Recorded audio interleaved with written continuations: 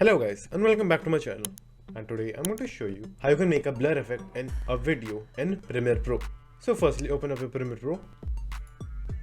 Then as you can see I already have a clip in my timeline, and now what you have to do for adding a blur effect in Premiere Pro is just simply go to the project panel.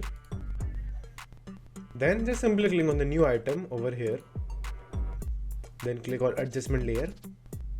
Then click OK. Then a new adjustment layer will be created, and now just simply drag and drop onto your timeline. Then stretch the adjustment layer till you cover up your entire video.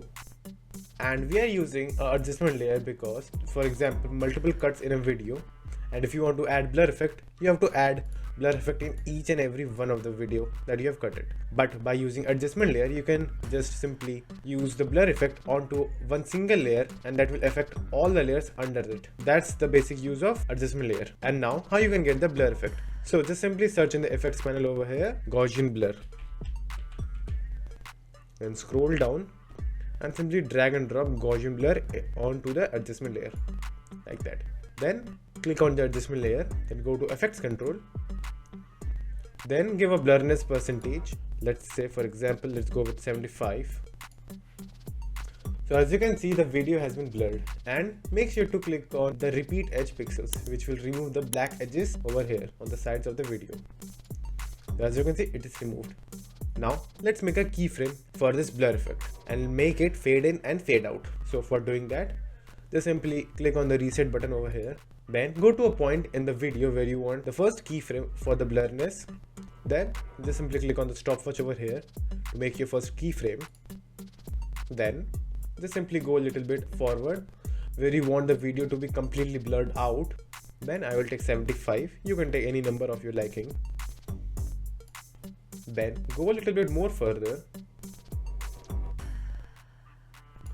Then just simply click on the diamond icon over here, which will copy the exact blurriness value you already have on your last keyframe.